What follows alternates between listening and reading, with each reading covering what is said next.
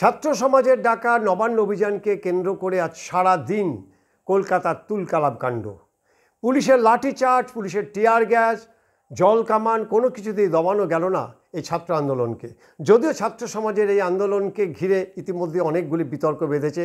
তার প্রথম কারণ হচ্ছে যে ছাত্র সমাজের আন্দোলনে ডাক দেওয়া হয়েছিল তাতে ছাত্র ছাড়াও আরও প্রচুর সাধারণ মানুষ সেখানটায় যোগ দিয়েছিলেন, বয়স্ক মানুষ যোগ দিয়েছিলেন, এমনকি দেখা গেছে 70 একজন বয়স্ক মানুষ। কিন্তু জাতীয় পতাকা হাতে নিয়ে সেই লড়াইটা আজকে আমাদের টাইম লাইনে থাক। সেই অশীতিপর বৃদ্ধ জল কামানের সামনে দাঁড়িয়ে পুলিশের বিরুদ্ধে স্লোগান তুলছেন এবং পুলিশকে হাতে চুরি পরে থাকার জন্য তিনি দেখিয়েছেন।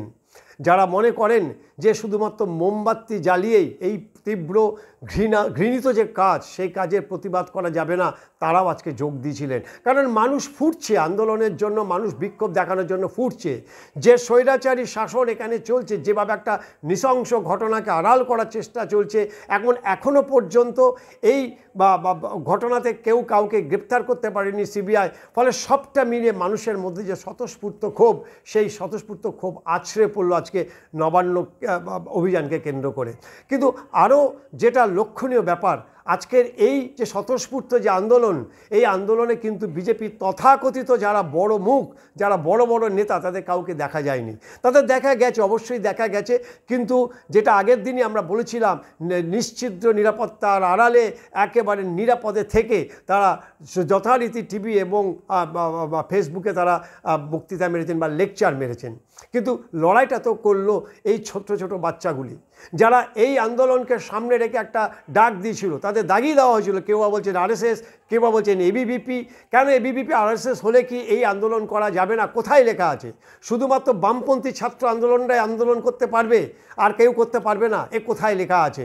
কেন আরএসএস এবিভিপি ছাত্রছাত্রীরা এই নৃশংস ঘটনা প্রতিবাদ করতে পারবে না? আমার জিজ্ঞাসা করা থাকলে তথাকথিত বুদ্ধিজীবী এবং যারা এই সোকাল পুলিশ প্রগতিশীল বলে নিজেদেরকে দাবি করে, আমার তার কাছে আমাদের জিজ্ঞাসা রইল, এটা প্রশ্ন রইল যে কোথায় লেখা আছে যে আরএসএস করলে প্রতিবাদ করা যাবে না? কোথায় লেখা আছে যে এবিভিপি করলে ছাত্র আন্দোলন করা যাবে না?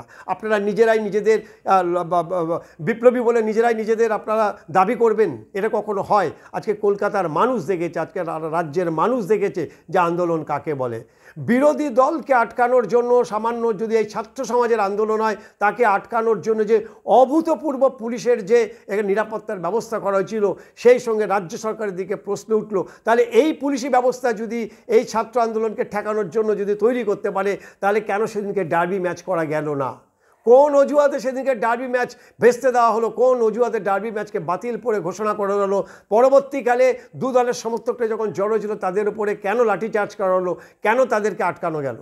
কেন সেদিনকে আরজি করে এই পুলিশ তো ছিল, এই পুলিশ কেন আরজি করে সেদিনকে সেই ভাঙচুর আটকাতে পারলো না? এরকম অনেক প্রশ্ন আসবে। কিন্তু পুলিশের একদিকে যদি সেটা ব্যর্থতা হয়, আজকে পুলিশের আরেকটা ব্যর্থতা যে ছাত্র সমাজকে আটকাতে যাওয়ার জন্য যে পরিমাণ নিরাপত্তা, যে পরিমাণ ব্যারিকেড তৈরি করা হয়েছিল, যে পরিমাণ পুলিশ মোতায়েন করা হয়েছিল, শুধুমাত্র কতগুলি ছোট ছোট স্কুল পড়ুয়া হোক বা কলেজ পড়ুয়া হোক, তাদের ডাকে স্বতঃস্ফূর্ত আন্দোলনকে ঠেকানোর জন্য, এটা কিন্তু কলকাতা বহুদিন দেখেনি। এই আন্দোলন কলকাতা বহুদিন দেখেনি। আগামী দিনে এই প্রতিবাদ, এই আন্দোলনের ঢেউ কোথায় গিয়ে পড়বে সেটা সময় বলবে। তবে আজকে আমাদের কাছে যেটা ইতিবাচক, আমরা আশাবাদী যে নেতা ছাড়াও আন্দোলন হয়, তথাকথিত বিরোধী নেতা ছাড়াও, বড় বড় নেতা ছাড়াও আন্দোলন করা যায়, যদি সে আন্দোলনের মধ্যে স্বতঃস্ফূর্ততা থাকে এবং টার্গেট থাকে। আজকে কিন্তু এই ছাত্র সমাজ সে আন্দোলনটা করে দেখিয়েছে।